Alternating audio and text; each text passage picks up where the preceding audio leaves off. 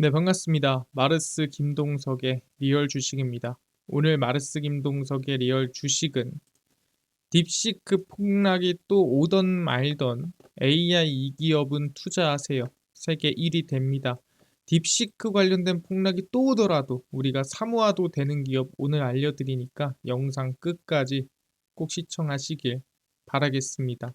그 이외에 여러분들한테 좀 도움될 수 있는 자료집을 나눠드리고 있고요. 테슬라 관련된 산업 관련주까지 총정리된 자료집을 저희가 무료로 나눠드리고 있습니다.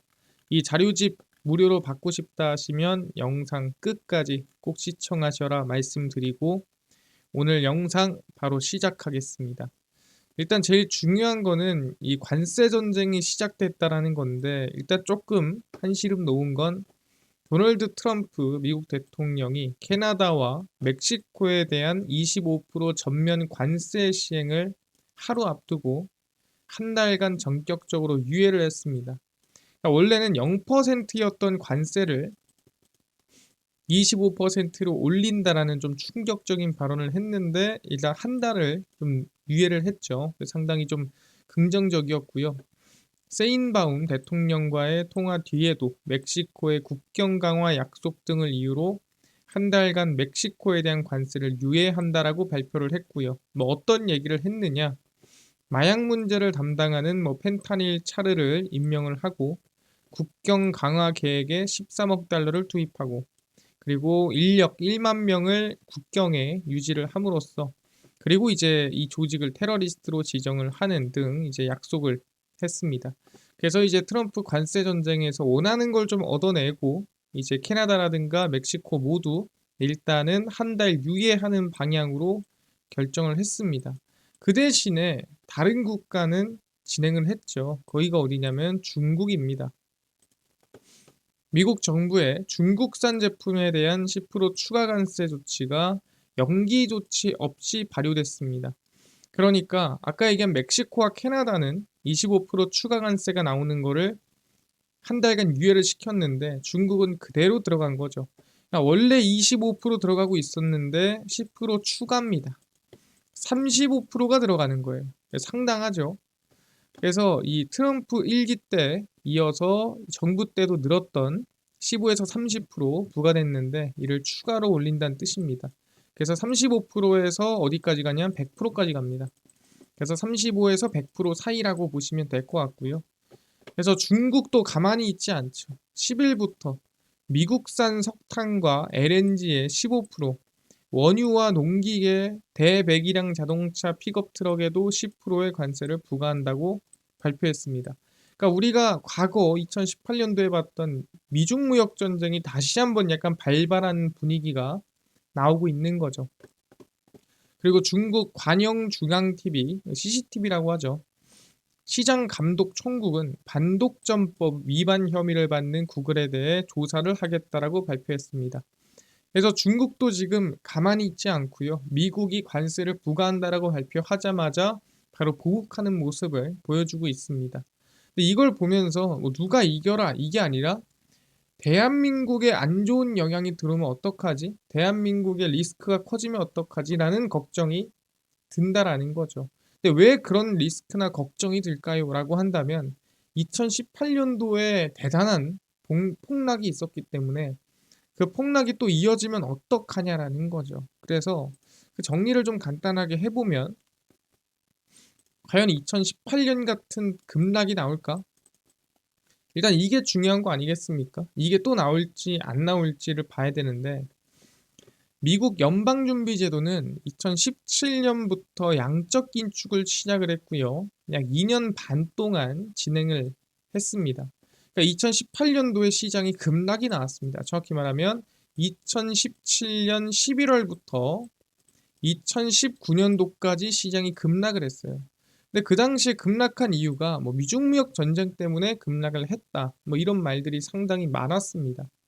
근데 그 당시에 하락을 했던 명확한 이유는 뭐냐면 그냥 유동성이 엄청나게 감소했기 때문이에요. 그 우리는 양적 긴축이라고 부르죠. 시장 급락이 시작됐던 2017년 10월부터 시작을 해서 2019년 7월까지 양적 긴축이 진행이 됐습니다. 적게 말하면 시장에 풀려있는 돈을 다 연준이 가져간 거예요. 다시. 약 21개월 동안 얼마나 가져갔냐? 총 7,500억 달러 수준의 양적 긴축을 진행하면서 시장이 약 30% 급락이 나왔다라는 거죠. 저는 그 당시에 미중 무역 전쟁은 사실 트리거에 불과했다. 그러니까 명분에 불과한 거고 그 정도로 빠질 게 아니었는데 이 유동성이 크게 감소하면서 급락했다라고 얘기를 하는 겁니다. 왜냐하면 이 당시에 풀려있던 유동성이 뭐냐? 그 당시에 앗아갔던 그 유동성이 어디서 나온 거냐? 2008년 리먼 브라더스 금융위기 때 나왔던 그 당시에 양적 완화로 풀려있던 유동성을 몇 년 만에? 10년 만에 양적 긴축을 한 겁니다. 돈을 이만큼 풀었다가 돈을 이만큼 있는 걸 다시 이만큼 가져간 거예요. 그러다 보니까 뭐예요? 이만큼 있던 유동성이 줄어드니까 시장이 하락할 수밖에 없었다라는 거죠. 언제? 2018년도에. 그렇다라는 거는 이번 2025년도에 관세 전쟁이 진행이 되더라도 사실 우리가 과거에 급락했던 만큼 급락을 안 할 가능성이 높다라는 겁니다. 왜 그러냐? 양적 긴축할 수도 있잖아요 라고 하는데 2018년도에는 양적 긴축과 무역 전쟁의 타이밍이 맞았지만 2020년에 무제한 양적 완화로 풀려있던 유동성을 이때는 사실 양적 완화도 아닌 게 지갑에다가 돈을 꽂아줬죠. 우리가 흔히 얘기하는 게 지원금이라고 하면서 미국은 몇백만 원씩 꽂아줬습니다. 그럼 당연히 뭐예요? 정책을 통해 돈을 풀어주는 게 아니라 실제 유동성을 만들어주는 게 아니라 지갑에 돈을 꽂으면 이거는 말도 안 되는 인플레이션을 만들어냈습니다. 그 당시에. 그래서 양적 완화로 풀려있던 유동성을 미국 연방준비제도는 2022년 6월부터 다시 양적 긴축을 시작을 합니다. 그래서 2022년 6월부터 시작해서 지금까지 그러니까 2018년도에는 약 7,500억 달러를 앗아갔는데 이번에는 1조 달러가 넘는 수준의 양적 긴축이 진행이 됐습니다. 그래서 2022년도에 이미 급락을 다 때려 맞았습니다. 기억할 거예요. 미국 증시도 막 30%씩 급락을 하는 모습을 보였던 게 2022년도였고요. 그 당시에 한국 증시도 지옥이었죠. 왜 지옥이었습니까? 그 당시에 미중 무역 전쟁이 터졌나요? 아니죠. 양적 긴축이 진행이 되면서 시장에 있던 돈이 사라지는데 그러니까 끌어올릴 돈이 없어지니까 빠지는 게 당연한 거 아니겠습니까? 그래서 높은 인플레이션을 억제하기 위해 기준금리 인상과 양적 긴축을 동시에 진행을 했습니다. 그래서 이미 2018년도에 나올 급락을 그러니까 그 당시에 양적 긴축으로 나왔던 급락이 2022년도에 양적 긴축을 함으로써 이미 받은 거죠. 그러니까 그때랑 똑같이 진행이 되려면 양적 긴축을 이때 하면 안 되고 2025년에 양적 긴축하면서 미중 무역 전쟁이 터지면 이때만큼 밀릴 수 있는 거예요. 근데 지금 이 당시에 양적 긴축을 22년도에 했기 때문에 25년도에는 그만큼 밀릴 수가 없다. 잠깐 흔들릴 수는 있어도 그 정도는 아니다라고 얘기를 하는 겁니다. 그렇구나. 오케이. 여기서 확인을 했습니다. 우리가 2018년만큼의 급락이나 하락이 안 나올 거다라는 거를 체크를 했죠. 그럼 얘기하는 게 문제가 없어. 그럼 그렇다고 해서 오를 만한 이유나 또는 상승할 만한 이유가 있긴 한가요? 그게 또 중요하겠죠. 그러니까 안 내린다고 해서 오른다는 뜻은 아니잖아요. 중요한 게 사람들이 너무 지금 안 좋은 얘기에만 귀를 기울이고 있습니다. 사실 이 트럼프가 정책을 하는 것 중에서 누구를 공격하고 때리고 이런 것만 있는 게 아닙니다. 실제 시장에 좀 우호적인 정책들도 있는데 최근에 많은 사람들이 신경을 좀 안 쓰고 있어요. 바로 첫 번째가 법인세 인하입니다. 트럼프가 항상 발표하는 정책 중에 하나고요. 2017년도에도 진행을 했었죠. 트럼프 미국 대통령이 법인세율 하한선을 15%로 묶은 국제협약에서 빠지겠다는 의사를 밝히며 감세 정책을 추진합니다. 뭐다? 15% 밑으로 내리겠다는 거죠. 지금 몇 퍼센트죠? 21%입니다. 여기서 15% 밑으로 난 내릴래 라는 의지가 있으니까 전 세계 이 OECD 국가가 손을 잡고 하한선을 지켰던 거를 혼자 깬 거죠. 그래서 트럼프 대통령은 경제협력개발기구, 우리가 흔히 OECD라고 불리는 글로벌 조세 합의라고 있습니다. 이게 간단하게 얘기해서 아까 말씀드린 15%로 하한선을 묶는 거예요. 왜? 사실 너무 내려버리면은 뭐 그 나라로 몰릴 수도 있는 것도 있고 서로 간에 적정 수준을 유지해야 합니다. 그래서 합의를 했었는데 이거를 깨는 거를 서명을 한 거죠. OECD 국가들의 서명에도 미국 의회가 채택하지 않은 조세 합의 조항은 미국에서 효력이 없다는 내용이에요. 그러니까 너네들이 아무리 서로 간에 15%가 하한선이라고 해도 우리가 채택하지 않으면 그거는 하한선이 될 수 없고 우리는 그걸 깨도 아무 상관이 없어 라고 서명을 한 겁니다. 그러니까 찢은 거죠 이거를. 그래서 법인세 실효세율 하한선을 15%로 정한 글로벌 최저 한세 협의를 파기했습니다. 그래서 사실 이것만 보면 우리가 뭘 할 수 있습니까? 실제 이 대선 당선 이후에 얘기를 했었던 법인세 인하 관련해서 실질적으로 움직이고 있는 걸 확인할 수 있습니다. 그러니까 관세만 지금 늘리겠다 어쩌겠다 하고 있는 게 아니라 실제 법인세도 인하할 준비를 하고 있다라고 얘기를 하는 겁니다. 근데 법인세가 인하되면은 뭐 좋은 게 있나요? 뭐 긍정적인 이유가 있습니까? 라고 물어볼 수 있는데 당연히 있겠죠. 어떤 부분이 긍정적이냐? 간단합니다. 우리가 2017년에 법인세가 인하가 됐거든요. 근데 그 법인세 인하가 어떤 영향을 줬는가 한번 확인을 해보자는 거죠. 2017년 트럼프 법인세 인하로 법인세율이 35%에서 21%로 낮아졌습니다. 그래서 기업들의 순이익이 급증했죠. 왜 급증합니까? 간단합니다. 내가 100만 원이 순이익이었어요. 야, 이 100만 원이 영업이익이었는데 여기서 뭐 법인세를 뗍니다. 예를 들어. 법인세가 원래 35%였잖아요. 그럼 마이너스 35만 원이 빠지는 거예요. 당연히. 간단하게 똑같이 100만 원을 벌었어. 여기서 또 세금 떼야겠죠? 21%일 때. 그럼 마이너스 21만 원 빼야겠죠? 그럼 당연히 어디가 순이익이 높겠습니까? 법인세 차감 이후. 당연히 여기가 높겠죠.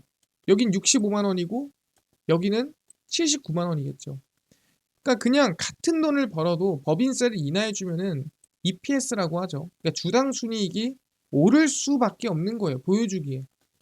그래서 S&P 500은 2017년도에 저렇게 법인세를 인하하고 순이익이 증가하는 걸 수치로 확인하면서 상승세가 만들어졌고요. 2018년 초까지 강세가 이어졌습니다. 왜? 순이익이 증가하니까. 근데 이게 영업을 잘해서다? 그게 아니라 영업을 잘 안 하고 그냥 비슷하게 했어도 순이익은 폭증하는 거예요. 그러다 보니까 아까 말씀드린 대로 기업들이 성장을 한 거죠. 왜? 돈을 잘 버는 것처럼 보이니까. 근데 이게 영원히 그럴 수는 없겠죠. 초반에 법인세 인하하고 처음에 반영되는 그리고 기대감이 있는 부분들에 따라서 이제 1년 동안 상승세가 나온 겁니다. 그래서 절감한 세금을 활용해서 또 뭐합니까?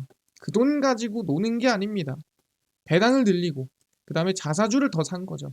그러니까 주가 부양이 가능한 겁니다. 예, 그 돈 가지고 뭐 헛짓거리 한 게 아니에요. 파생 상품에 투자하고. 그래서 2025년에도 법인세가 21%에서 15%로 인하할 전망입니다. 뭐 더 내릴 수도 있고요. 그래서 기업들 실적에 당연히 직접적인 영향을 준다라고 보시면 될 것 같습니다. 실제 이랬던 것처럼 2025년도에도 영향을 당연히 주겠죠. 증가할 수밖에 없습니다. 물론 기업마다 세율이 좀 달라요. 지원을 받는 기업이 있고 안 받는 기업들이 있기 때문에 뭐 실제 막 20%씩 때려 맞는 뭐 메타 같은 경우에는 실적이 크게 증가하겠죠. 그런 것처럼 기업마다 좀 다르겠지만 어쨌든 전체적으로 세금이 줄어들 수밖에 없습니다. 같은 수익이 나더라도 EPS, 그러니까 주당 순이익은 성장한 것으로 나타날 것이다. 왜? 같은 100만 원을 벌더라도 세금을 얘는 더 내고 얘는 덜 내면 순이익이 얘는 더 많겠죠. 당연한 얘기입니다. 그래서 여러분들이 너무 나쁜 얘기에만 집중하고 있고 긍정적인 얘기는 관심을 끄고 있어요. 그래서 법인세 인하에 대한 기대감도 지금 이어질 것이다라고 저희는 볼 수 있습니다. 왜? 실제 진행했던 몇 안 되는 정책 중에 하나가 관세랑 법인세니까 이번에도 똑같이 진행할 확률이 높다라는 거죠. 아, 이해가 됐습니다. 그럼 그 안에서 수혜를 볼 기업이 어디겠습니까? 라고 한다면 이번에 우리가 세몰트몬이 방한하면서 누구를 만났냐를 보면 알 수가 있습니다. 당연히 필요한 사람을 만났겠죠. 누구 만났냐? 라고 하니까 HBM이 탐나서 SK그룹 회장을 만났더라. 아니 삼성전자도 만났잖아요. 근데 삼성전자는 사실 반도체가 아니라 로봇 관련해서 만났다라고 보는 게 맞습니다. 그래서 삼성전자 이재용 회장은 로봇, SK는 HBM이라고 보시면 될 것 같아요. 챗GPT 개발사 오픈AI 창업자 샘 올트먼 CEO가 최태원 SK그룹 회장과 만난 뒤 원더풀, 굉장했다라고 언급을 했습니다. 뭐 사실 그렇게 원더풀하진 않았을 거라 봅니다만 아마 우호적인 관계를 위해 좋은 발언한 게 아닌가 생각합니다. 유영상 SK텔레콤 대표이사, 그 다음에 광노정 SK하이닉스 대표이사, 김주선 SK하이닉스 AI인프라 사장 등이 모두 동석을 했고요. 지금 보면 이제 SK하이닉스 중심으로 돌아가는 거는 뭐 어쩔 수 없습니다. SK하이닉스의 HBM을 포함한 반도체 분야와 AI 비서 서비스 협력 등에 대한 폭넓은 논의를 진행을 했고요. 당연히 여기서 가장 핵심은 뭐겠어요? 당연히 HBM이다. 이게 뭐 사실 어느 누구도 부정할 수 없는 사실이죠. 왜냐하면 최근에 샘 올트먼이 한 얘기가 있습니다. 무슨 얘기를 했냐? 일본 니혼 게이자이 신문과 인터뷰에서 뭐라고 얘기를 했냐? 스마트폰을 대신하는 AI 전용 단말기와 독자 반도체 개발에 나서겠다라는 건데, 독자 반도체는 당연히 GPU, AI 칩일 거고 거기엔 뭐가 들어가겠습니까? HBM이 들어가겠죠. 그럼 사실 샘 올트먼도 당연히 SK하이닉스랑 긍정적인, 서로 우호적인 관계를 유지할 수밖에 없는 거예요. 그래서 샘 올트먼이 어디 SK를 만나서 반도체 관련된 논의를 한 거고요. 삼성은 만나서 로봇 관련 논의를 했다라고 보시면 될 것 같습니다. 아 그렇구나. 근데 SK하이닉스 그래서 뭐 올해 더 많이 팝니까? 예, 더 많이 팔더라. 그걸 어떻게 알 수 있습니까? 예, 생산량이 확대된 걸 보면 알 수가 있어요. 사실 생산량은 안 팔리면 확대를 안 합니다. 왜? 재고가 쌓이니까. SK하이닉스는 늘어나는 AI 수요에 대비해 기존 10만 장인 HBM용 생산 능력을 17만 장으로 확장을 진행을 합니다. AI 트렌드 변화가 오히려 고성능 HBM 수요 증가에 영향을 줄 것이다 라고 보고 있는 거죠. 피지컬 AI 등 다양한 분야로의 발전은 HBM 수요 성장 동력이 될 것이다. 당연한 얘기입니다. 왜냐하면 많은 사람이 쓸수록 그만큼 데이터 처리, 그 메모리 능력은 더 강해져야 됩니다. 그래서 SK하이닉스는 12단 제품을 하반기 내로 양산을 하고 16단도 공급할 예정이라고 발표를 이미 해놓은 상태입니다. 아 그렇구나. 근데 사실 이렇게 HBM4로 가고 이 단수가 올라갈수록 중요해지는 건 뭡니까? 결국 수율이에요. 불량품을 얼마나 잘 잡냐, 그 다음에 얼마나 효율이 좋냐, 이 부분이거든요. 그러면은 그 수율을 잡기 위해서 결국에는 성장해야 될 부분, 수혜를 받을 부분들은 테스터라고 볼 수밖에 없습니다. 검사 장비죠. 그래서 DI라고 볼 수 있을 것 같고요. AI 산업 내에서 HBM용 테스터를 납품하는 고객사의 중요도가 부각됨에 따라 동시수혜를 볼 수 있을 것 같고요. HBM3 이후 세대인 HBM4용도 고객사와 함께 개발 중이라는 점도 긍정적으로 작용을 하고 있습니다. DI의 자회사 디지털 프론티어 그리고 유니테스트 등이 SK하이닉스의 HBM4용 신규 버닝 테스터를 도입해 지금 테스트를 진행하고 있습니다. 그래서 HBM에서는 결국에는 이 테스터가 얼마나 중요하고 얼마나 핵심이냐에 따라서 이 수율이 확정된다라고 얘기를 하고요. DI 같은 경우에도 2025년도부터 매출액이라든가 실적이 크게 증가합니다. 그래서 확인을 해보면 2024년도까지도 뭐 매출액이 좀 애매하고 영업이익이 애매했죠. 근데 이제 2025, 2026 하면서 매출액이 거의 뭐 2배 이상 성장을 하고 영업이익도 큰 폭으로 성장하는 모습을 우리가 확인할 수가 있습니다. 그러다 보니까 저는 DI에 대한 성장이 충분히 기대감이 크다. 특히 올해부터 좀 상승세가 눌림목에서 나올 수도 있겠다라고 판단을 하고 있습니다. 그래서 최근에 엔비디아 하락에 좀 밀리고 있죠. 근데 저는 관심을 가져봐도 되는 구간이지 않을까라고 생각을 하니까 관심 지켜보면서 가보자 말씀드리겠습니다. 이해가 됐고요. 방금 전에 말씀드린 대로 샘 올트먼도 반한 HBM에 대한 우리가 수혜기업 봐야 되고요. DI, 테스터 관련된 기업 관심 가지자. 실적에 대한 성장이 전망된다 말씀드리고, 뿐만 아니라 아까 전에 좀 얘기를 했었던 테슬라 관련된 산업 관련주까지 총정리한 자료집을 무료로 나눠주세요 하시는 분들이 있어서 어디서 받을 수 있나요? 또는 당일 급등이 예상되는 단타 종목을 매일 무료로 나눠주시고, 그 다음에 장 시작 전 시황이라든가 그 다음에 급등 기대가 되는 저희 관련주까지 총정리해서 정리를 해드립니다. 그리고 혹시 무료 텔레그램은 입장이 가능할까요? 그리고 매매법이라든가 강의도 무료로 나눠주세요 하시는 분들이 있어서 김동석 대표가 100% 무료로 나눠드리고 있습니다. 바로 김동석의 리얼 주식 연구소라는 100% 무료 어플에서 나눠드리고 있고요. 이 어플은 아이폰을 쓴다 앱스토어에서 무료로 설치 가능하고, 갤럭시를 씁니다 구글 플레이, 플레이 스토어에서 무료로 설치 가능합니다. 설치하고 나면은 전화번호나 개인정보 입력해야 되느냐? 아무것도 입력할 데가 없어요. 입력할 필요도 없고 입력할 데도 없어요. 그냥 무료입니다. 그래서 앱스토어, 구글 플레이, 플레이 스토어 접속을 하시고 뭐라 검색을 하냐? 김동석의 리얼 주식 연구소라 검색하시면 이렇게 어플이 뜨게 됩니다. 그래서 100% 무료로 설치 가능하니까요. 꼭꼭꼭 무료로 설치하셔라 말씀을 드립니다. 설치하고 나면은 이렇게 어플이 화면에 뜨게 되고요. 당일 리얼 추천주가 당일 급등 예상 종목을 무료로 알려드리고, 급비 분석이 장 시작 전 시황, 급비 자료가 테마주라든가 매매법 무료로 나눠드리고, 아까 전에 얘기를 했었던 테슬라 관련된 자료집 어디서 무료로 받을 수 있나요? 리얼 추천주 누르시고요. 들어가시면은 저희가 트럼프 일론 머스크 해서 자료를 올려놨습니다. 이거 누르고 들어가시면은 무료로 받으실 수가 있습니다. 밑에 테슬라, 전기차 자율주행, AI 반도체, 로봇 자율주행 저희가 무료로 나눠드립니다. 믿져야 본전이니까 꼭 받아가시고요. 뿐만 아니라 저희 리얼 추천주에서는 보시면 아까 무료 텔레그램 입장이 필요하다 하시는 분들은 이 글 한 번씩 읽어보시면 텔레그램 입장 무료로 가능하다 말씀드리고요. 추천주도 매일매일 무료로 나눠드립니다. 매일매일 확인하시고, 급비 분석은 장 시작 전 시황이에요. 해외 증시, 국내 이슈 장전에 다 무료로 정리를 해드리고요. 급비 자료는 당일 있었던 이슈 관련주 무료로 정리를 해드립니다. 그래서 김동석의 리얼 주식 연구소 제가 평생 100% 무료로 운영하는 어플입니다. 무료니까요.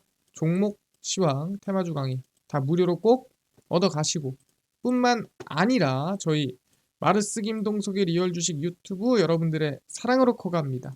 구독자 20만 명 향해 달려가니까요. 유튜브 구독, 영상 좋아요, 그 다음에 댓글까지 남겨주시면 너무나도 감사하겠다 말씀드리면서 오늘 영상 여기서 마치고 다음번에 더 좋은 영상으로 찾아뵙도록 하겠습니다. 감사합니다.